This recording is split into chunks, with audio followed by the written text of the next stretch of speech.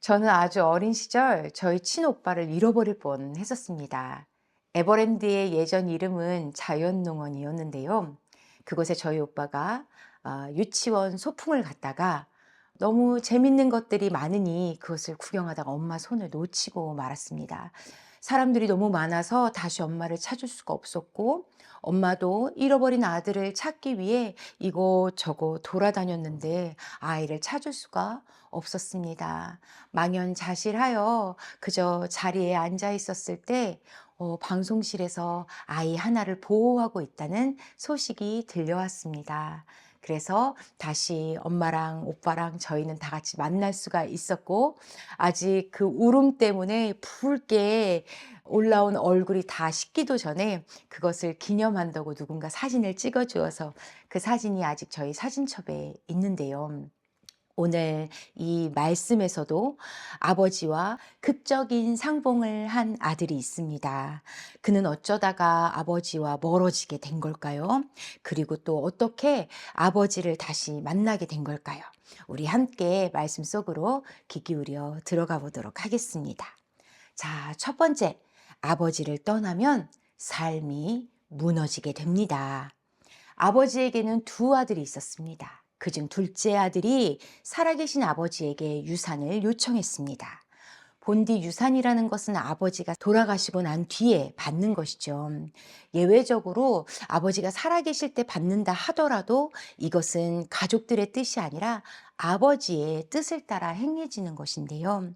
둘째 아들은 철도 없고 예의도 없고 아주 배은망덕하여서 정말 유산을 아버지 것을 빠르게 챙겨서 또 아버지를 떠나서 먼 나라로 가서 이렇게 살게 되었습니다. 그는 사실상 아버지를 잃어버린 것이 아니라 아버지를 버린 것이었습니다. 이렇게 아버지를 버리고 떠난 아들의 삶의 모습 어떠했을까요? 우리 13절과 14절을 함께 읽어보도록 하겠습니다. 그 후 며칠이 안 되어 둘째 아들이 재물을 다 모아가지고 먼 나라에 가 거기서 허랑방탕하여 그 재산을 낭비하더니 다 없앤 후 그 나라에 크게 흉년이 들어 그가 비로소 궁핍한지라. 그는 돈을 낭비했습니다. 이 낭비하다라는 헬라어 스코르피세는 농부가 씨앗을 손에 한 움큼 쥐고 하늘로 흩어버리는 모습을 의미합니다. 또 그는 허랑방탕하게 살았다고 하는데요. 이 방탕하다라는 헬라어 아소토스는 절제 없이 무분별한 삶의 태도로서 구원받지 못하는 그 삶에까지 이 둘째 아들이 타락했다라는 것을 알려주는 것입니다. 아버지를 떠난 그의 삶은 조금씩 허비된 것이 아니라 아주 빠르게 추락했다라는 것을 말씀은 우리에게 보여주고 있습니다. 이렇게 모든 재산을 그가 다 잃었을 때 엎친 데 덮친 격으로 또 그가 살던 이방 나라에 흉년이 들고 그는 궁핍해지게 된 것입니다. 그 나라에 일어난 흉년은 단순히 먹을 것이 좀 부족한 그런 상황이 아니었습니다. 이 헬라어는 하나님의 심판으로 일어나는 재앙을 말할 때 사용되는 것으로 죽음을 바라보는 극심한 위기에 그가 처하게 되었다고 말해주는 것입니다. 또 그가 맞이한 궁핍도 마찬가지로 단순히 식량이나 돈이 조금 부족하여서 어려운 상태가 아니라 하나님의 영광에 이르지 못했다라는 상태를 표현할 때 쓰는 단어로서 하나님을 떠나서 더 이상 일어날 수 없는 그 무너진 상태에 처하게 되었다고 말씀은 이야기해주고 있습니다. 그가 살기 위해 선택한 것은 사람이었습니다. 이방 사람에게 빌붙어서 그의 목숨을 구걸하게 되는데요. 그는 보살핌을 받기는커녕 허들의 일에 던져져서 돼지를 치는 일을 맡게 됩니다. 그러나 그에게 돼지가 먹는 열매조차 주는 이가 아무도 없었습니다. 유대인에게 돼지는 사실상 부정한 동물입니다. 하나님께서 이스라엘 사람들에게 말씀하시기를 돼지고기를 먹지 말고 또 죽은 돼지를 만지지도 말라고 그렇게 말씀하셨었는데 이 지금 둘째 아들은 어느 상태까지 이르렀습니까?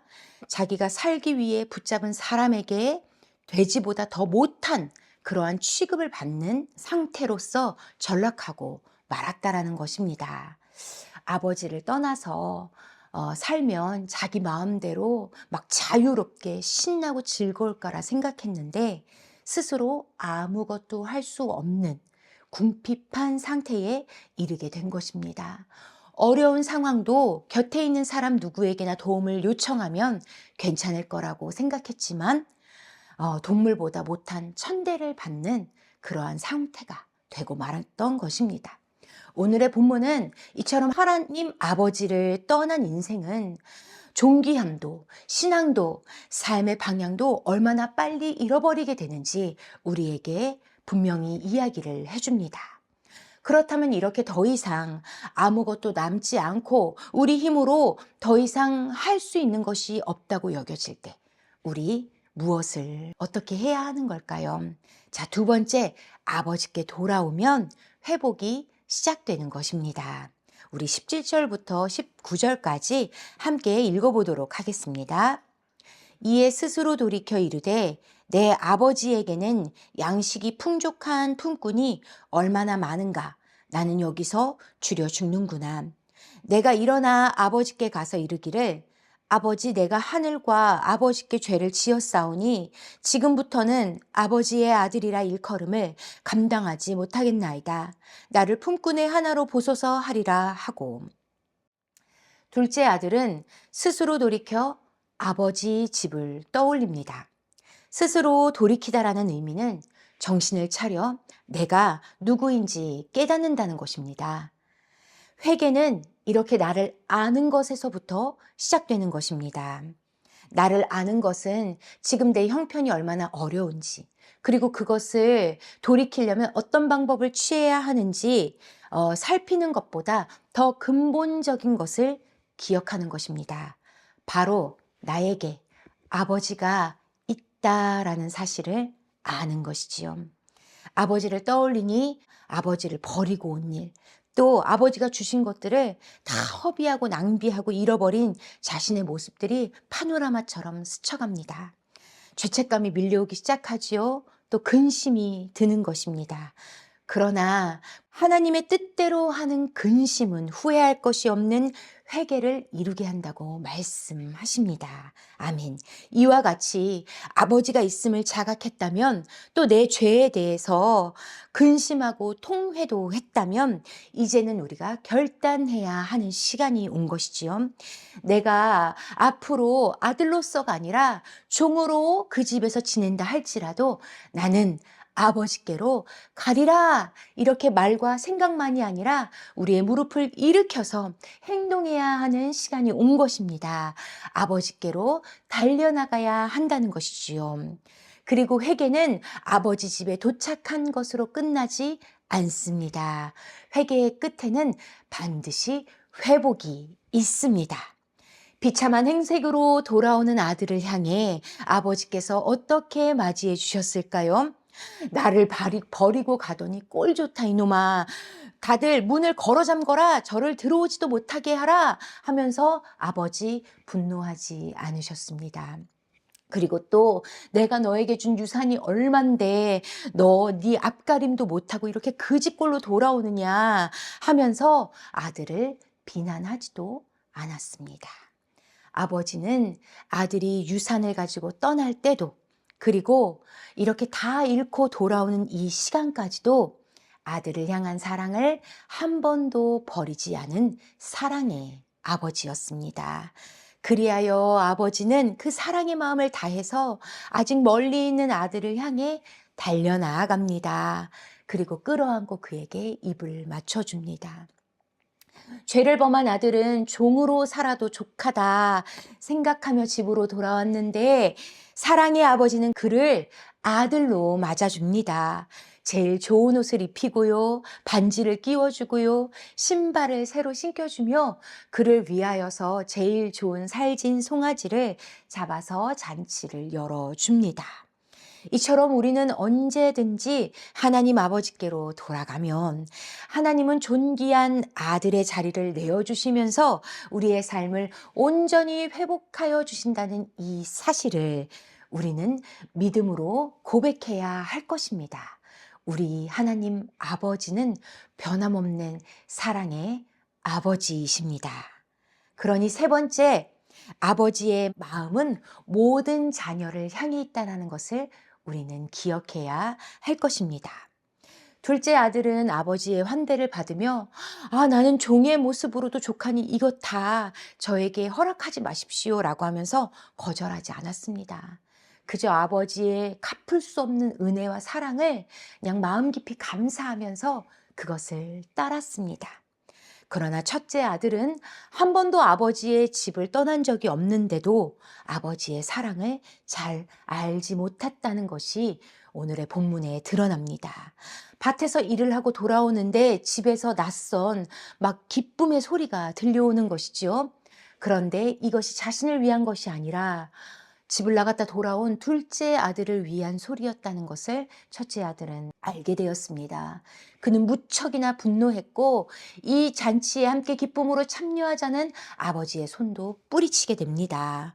오늘의 말씀 12절에 보면 둘째 아들이 아버지에게 유산을 요구했을 때 아버지는 둘째 아들에게만 유산을 준 것이 아니라 각각 아들에게 유산을 주었다고 말하고 있습니다.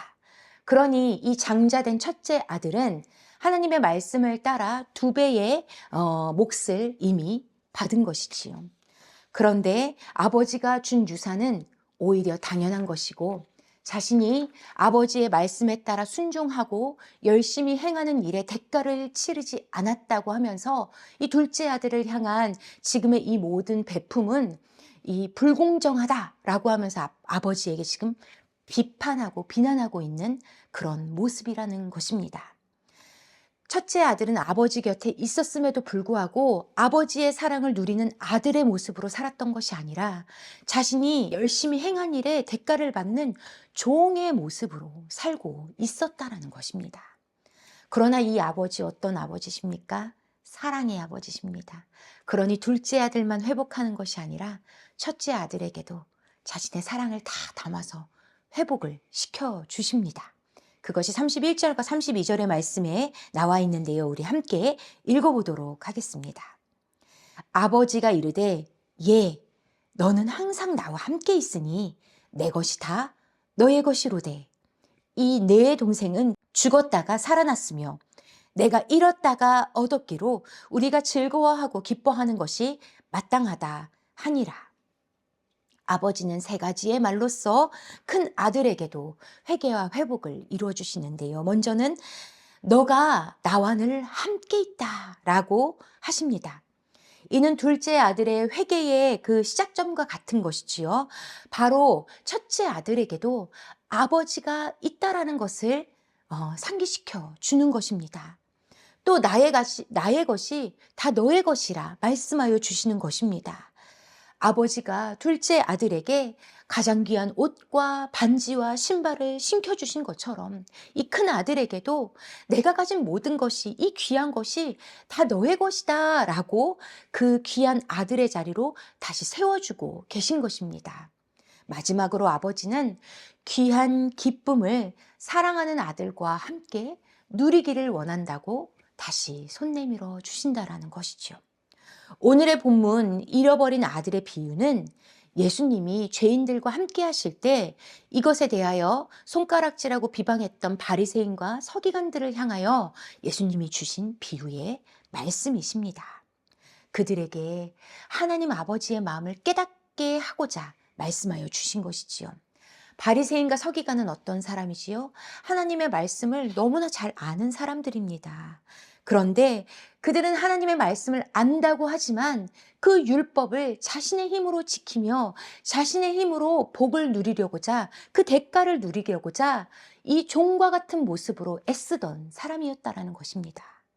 그래서 예수님은 그들에게 하나님 아버지는 죄인일지라도 자신에게 돌아오는 자를 기다리고 또한 그를 아들로서 회복하여 주신다라는 분이심을 알려주고 계신다라는 것이죠. 이것이 우리에게도 말씀하시는 하나님 아버지의 마음인 것입니다. 우리가 예배를 드리고 말씀을 읽으면서도 하나님이 내게 주시는 은혜가 저 많은 사람들보다 더 적다 라고 불평한다면 하나님 우리에게 지금도 이렇게 말씀하시는 것이지요.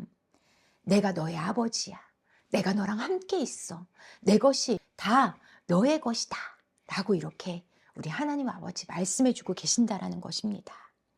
하나님 아버지의 가장 귀한 아들, 우리의 열심으로도 절대 얻을 수 없는 그 예수님의 보혈의 옷을 우리에게 입혀주시면서 하나님 아버지 우리를 정말 아름다운 자녀의 모습으로 일으켜 세워주고 계신다는 것, 우리 기억해야만 할 것입니다. 또한 하나님은 이 복된 자녀로 우리를 부르시며 기쁨의 잔치를 함께 참여하여 하나님 나라의 기쁨을 누리기를 원하십니다. 오늘 이렇게 우리가 드리는 이 예배, 하나님께서 펼쳐주신 생명의 잔치임을 기억하며 우리 전심으로 하나님을 찬양하는 이 주일의 예배를 맞이할 수 있기를 주님의 이름으로 축복합니다. 자, 우리도 하나님 아버지께서 손 내미시는 이 은혜에 동참하는 5월이 될 수 있기를 원하는데요. 이 5월은 가정의 달이지요. 사랑하는 가족들과 마주하는 성도들, 또 이웃들, 친구들에게 하나님 아버지의 사랑을 우리 전하기를 원합니다. 어떻게 할 수 있겠습니까? 서로를 바라보며 근심하기보다는 하나님 우리와 함께 하시니 감사합니다 고백하는 것입니다. 그리고 우리 서로 볼 때 부족한 것 보일지라도 하나님께서 부어주시는 은혜가 충만하니 감사하다 고백하는 것입니다. 그리고 하나님 아버지께서 사랑하시는 온 교회와 가족들과 이웃들과 친구들을 바라보며 우리를 기쁨의 잔치에 동참시켜 주실 것을 믿음으로 말미암아 하나님을 온 마음 다해 찬양하는 것입니다. 그러한 우리 5월 하나님의 사랑 가득 누리시기를 주님의 이름으로 간절히 축복합니다. 아멘.